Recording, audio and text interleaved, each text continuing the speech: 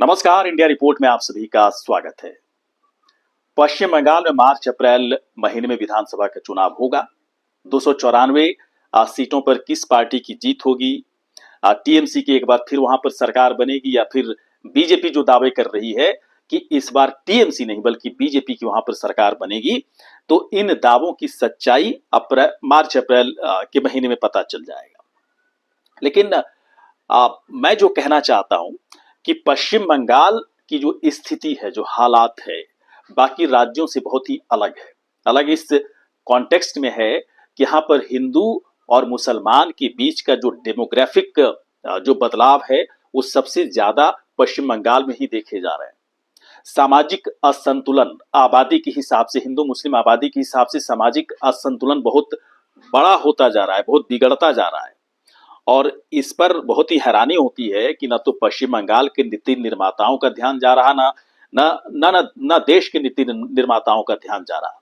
हाँ, ध्यान एक चीज पर जरूर जा रहा है कि हिंदू और मुस्लिम वोट है, किसके पक्ष में कौन ज्यादा लाने की पूरी तरह से कवायद कर सकता है और किस तरह से सियासी लेवल पर इस वोट का बंटवारा बहुत ही आसानी से किया जा सके, इस पर बहुत लोगों का ध्यान है। लेकिन समझिए कि पश्चिम बंगाल में जो हिंदू रह रहे हैं, पश्चिम बंगाल में जो असली जो पश्चिम बंगाल के जो मुस्लिम हैं, उनके साथ कितना अन्याय हो रहा है, इस बात को समझने की जरूरत है। मैं इसलिए कह रहा हूं कि कई लोगों को पता नहीं, मुझे मुझे खुद भी बहुत हैरानी होती है कि अगर अगर इस तरह की चीजें अगर एक राज्य में जहां पर आबादी का इतना बड़ा संतुलन हो जाए, डेमोग्राफिक बदलाव इतना बड़ा हो जाए और भी बाहरी तत्वों के जरिए हो रहा हो, तो क्या वहां के नीति निर्माताओं का ध्यान नहीं जा रहा? उससे ज्यादा गंभीर बात यह है कि वहां पर रहने वाले लोगों को भी ध्यान नहीं जा रहा। और ये बहुत ही विस्फोटक है। मुझे ऐसा लगता है कि हर लोगों को कुछ आंकड़ों को देखना चाहिए, गौर करना चाहिए और समझने की जरूरत है कि इन आंकड़ों के पीछे जो जिम्मेदार तत्व हैं वे लोग कौन हैं। चलिए मैं इस बात को ऐसे समझाता हूं थोड़ा सा आंकड़ों के जरिए। वैसे अगर पश्चिम बंगाल में हिंदू मुसलमान की आबादी की बात करें तो 30% वहां तकरीबन मुस्लिम आबादी है, 70% हिंदू आबादी है। लेकिन शुरुआती अगर आबादी की बात करें, अगर मुस्लिम आबादी की बात करें तो करीब 19 से 20% वहां पर ही मुस्लिम आबादी हुआ करती थी। लेकिन अचानक से पिछले 15 से 16 साल या 20 साल, 2 दशक तक भी से आप जोड़ सकते हैं, लेकिन सबसे ज्यादा इधर 15 से 16 साल के बीच में हुआ है। अचानक से वहां पर मुस्लिमों की आबादी में 9 से 10% का इजाफा हुआ। जो दावा किया जाता है, माना जाता है कि ये सारे लोग दरअसल यहाँ के नहीं है, पश्चिम बंगाल के नहीं है, अपने देश के नहीं है, ये बाहरी तत्व है। या तो ये बांग्लादेश से आए हैं या फिर रोहिंग्या हैं और अलग अलग नाम से खुद को उन्होंने पश्चिम बंगाल के समाज में खुद को एक तरह से आ, ऐसे जोड़ लिया जैसे आप उसको पकड़ नहीं सकते, है ना। उसकी पहचान बिल्कुल उसी तरह से है, चूंकि पूरा पूरा पूरा बंगाल का जो क्षेत्र है, हर लोगों का रहन सहन खान पान बोल चाल एक जैसा है, तो इसे पकड़ना या फिर इसे आइडेंटिफाई करना बड़ा मुश्किल हो जाता है। और इसका बड़ा फायदा शुरुआती 15-16 सालों से जो शुरू हुआ, वो आज देखिए कि किस तरह से 9 से 10% का इजाफा मुस्लिम आबादी में हो चुका है। इसका परिणाम क्या होगा? इसका परिणाम ये होगा कि जो हमारे राइट्स है, हमारे जो हिंदू भाइयों के राइट्स वहां पर है, मुस्लिम भाइयों जो असली जो मुस्लिम भाई है वहां पे, उनके जो राइट्स है, उनके जो संसाधन है, उस पर इन बाहरी तत्वों का प्रभुत्व होगा, उनका कब्जा होगा और ये एक तरह से असामाजिक तत्व के तौर पर वहां पर उभरेंगे। और इसलिए कहा जा रहा है कि सभी के लिए, न सिर्फ हिंदू नहीं बल्कि वैसे मुस्लिम जो वहां पर जो वाकई में वहीं के हैं, उनके लिए भी बहुत ही उनके संसाधनों पर पूरी तरह से इनका कब्जा होगा, उनके राइट्स पर कब्जा होगा, हिस्सेदारी बटेगी और तमाम तरह के सामाजिक असंतुलन से एक बिगड़ता हुआ समीकरण वहां पर दिखेगा। समझिए इस चीज को कि 294 विधानसभा सीटों में 164 सीटों पर 164 सीटों पर अगर पूरे मुस्लिम आबादी को जोड़ दिया जाए तो 164 सीटों पर यही तय करते हैं कि जीत और हार किसकी होगी। 294 में 164 सीटों पर और और अगर इन इन 164 सीटों पर मुसलमानों ने अगर एक तरफा वोटिंग कर दी तो फिर बीजेपी का जो सपना है कि वहां पर सरकार बनाएंगे, उस सपने को कतई वो हासिल नहीं कर सकती है। टीएमसी के फेवर में तमाम वोट जाते रहे हैं, इसकी पूरी तरह से आंकड़े सभी को पता है। मैं जो बताना चाह रहा हूं समझिए इस चीज को। और जागने और जगाने की बात नहीं है, बात है कि आपके प्रदेश में हमारे देश के एक राज्य में इस तरह के हालात हैं तो हम सभी को चिंता करने की जरूरत है कि अगर अगर इस तरह से सामाजिक असंतुलन पैदा हो रहा है, डेमोग्राफी में इतना बदलाव हो रहा है, तो इसके पीछे के जिम्मेदार तत्व और जो चीजें हैं, जो कारण है, उसको समझने की जरूरत है। जैसा कि मैंने कहा भी कि पिछले 15 से 16 सालों के दरमियान ये सारी चीजें हुई हैं। अब 164 सीटें आती कहां से हैं, इस बात को समझिए। अगर 10 जिलों की बात करें, खास तौर पर अगर 3 जिलों की बात करें तो वहां पर मुस्लिमों की जो आबादी है वो बहुत संख्यक हो चुकी है, यानी कि हिंदू आबादी उससे कम हो चुके हैं। पहले 15-16 साल पहले इस तरह के हालात नहीं थे। शुरुआत में हालांकि मुर्शिदाबाद में कुछ इस तरह की चीजें थी, लेकिन अब मुर्शिदाबाद की ही बात करें तो वहां पर 70% जो है, जो आबादी है मुसलमानों की हो चुकी है। अलग अलग जिलों की हम आपको बात करेंगे तो मुर्शिदाबाद में 70% मुसलमानों की आबादी, और कुल अगर विधानसभा सीटों की बात करें तो इस पूरे जिले में कम से कम 22 विधानसभा की सीटें आती है।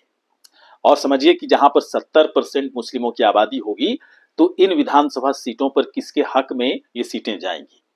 मालदा की बात करें, मुर्शिदाबाद के बाद मालदा की बात करें, 55% यहां पर मुस्लिम हो चुके हैं। ओरिजिनल ये कहां से आए, किधर से आए, बहुत ही सोचने की बात है और बहुत ही बड़ा रिसर्च करने की बात है और बड़े लेवल पर एक कैंपेन चलाने की बात है कि इतनी आबादी आई कहां से, कि वहां पर हिंदू ही अल्पसंख्यक हो गए और मुस्लिम वहां पर बहुसंख्यक हो गए। ये बहुत ही हैरानी की बात है। 55% मालदा में मुस्लिमों की आबादी है, 12 सीटें यहां विधानसभा की सीटें लगभग आती है। अब उत्तर दिनाजपुर, 3 जिले खासतौर पर इसकी चर्चा ज्यादा होती है, मुर्शिदाबाद, मालदा और उत्तर दिनाजपुर की बात।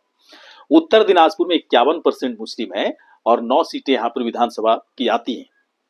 तो इन 3 सीटों की सिर्फ बात करें, मुर्शिदाबाद, मालदा और उत्तर दिनाजपुर, जहां पर मुस्लिमों की आबादी हिंदुओं से ज्यादा है, यानी कि हिंदू यहां पर अल्पसंख्यक हैं और मुस्लिम यहां पर बहुसंख्यक है।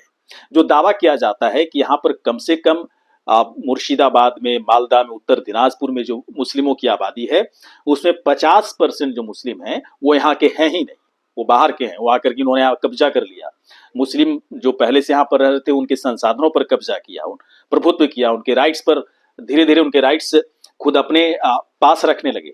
इस तरह की चीजें धीरे धीरे हुई। ऐसा नहीं कि अचानक किसी ने अचानक वहां पर आ गया और एक तरह से बहुत सारे एरिया को कब्जा कर लिया और बहुत सारे राइट्स अपने अधिकार क्षेत्र में ले लिया, ऐसा नहीं है। ये धीरे धीरे चीजें हुई हैं, कम से कम 2 दशक तो लगा है इसे ऐसा होने में। तो मुर्शिदाबाद, मालदा, उत्तर दिनाजपुर में मुस्लिम आबादी हिंदुओं की आबादी से ज्यादा है, बहुसंख्यक है। और अगर सिर्फ ये 3 जिले नहीं है बल्कि 10 ऐसे जिले हैं, इन 3 जिलों के साथ 10 ऐसे जिले हैं जहां पर मुस्लिमों की आबादी बहुत तेजी से बढ़ रही है। अब आगे बढ़ेगी नहीं बढ़ेगी ये बड़ा सवाल है, लेकिन ये समझना जरूरी है कि बढ़ रही है और 15-16 साल से लगातार इस तरह की चीजें चल रही हैं। अब उत्तर दिनाजपुर के बाद अगर दक्षिण 24 परगना की बात करें तो 40% आबादी यहां पर हो चुकी है मुस्लिमों की। 31 सीटें यहां पर विधानसभा की 31 सीटें आती है। बीरभूम की बात करें तो 35% यहां पर मुस्लिम आबादी है। 35% यहां पर भी आबादी तेजी से बढ़ रही है और 11 विधानसभा की सीटें यहां पर भी आती है। इसके बाद अगर बीरभूम की बात करें तो दक्षिण दिनाजपुर का जिला आता है जहां पर 30% मुस्लिम आबादी है और 6 विधानसभा की सीटें लगभग यहां पर आती हैं। वहीं अगर उत्तर 24 परगना की बात करें तो यहां पर भी 30% मुस्लिम है। इतना पहले नहीं हुआ करते थे, अचानक से इसमें बढ़ोतरी हुई है। उत्तर 24 परगना में 30% मुस्लिम, 33 विधानसभा की सीटें यहां पर भी आती है।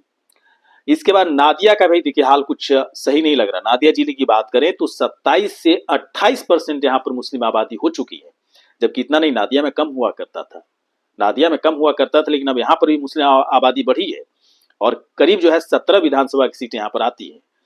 कुछ बिहार को भी देख लें।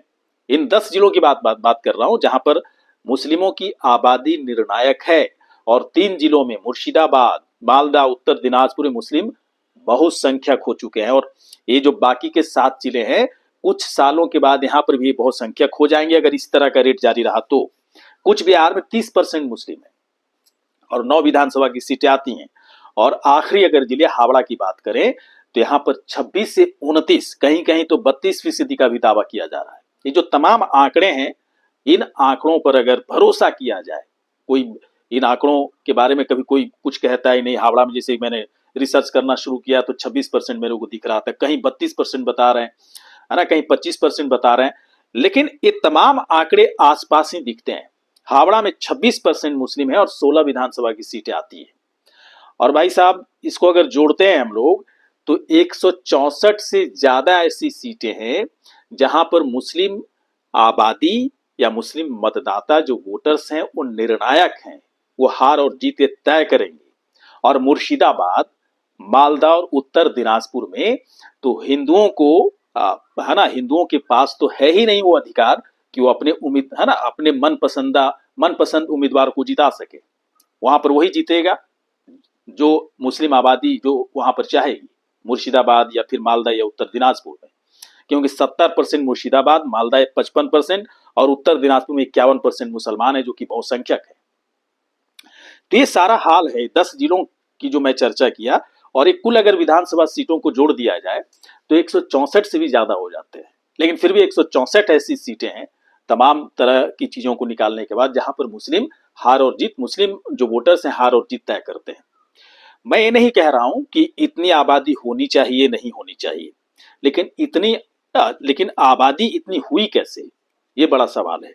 अगर 19-20% ही मुस्लिम आबादी पहले हुआ करती थी तो अचानक से जन्म दर में इतनी तेजी, इतना इजाफा तो हो नहीं गया।